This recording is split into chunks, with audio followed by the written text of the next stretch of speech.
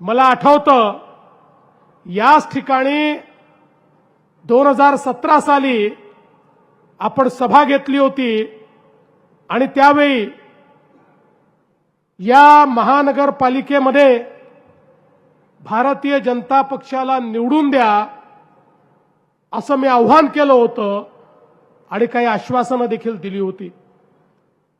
आणि ज्यावेळी हे आव्हान मी केलं त्याला प्रतिसाद देत आमच्या गिरीश भाऊंच्या, जयकुमार भाऊंच्या, बाबा भामरेंच्या नेतृत्वात या महानगरपालिकेमध्ये पूर्ण बहुमत हे धुळेकरांनी भारतीय जनता पक्षाला दिलं।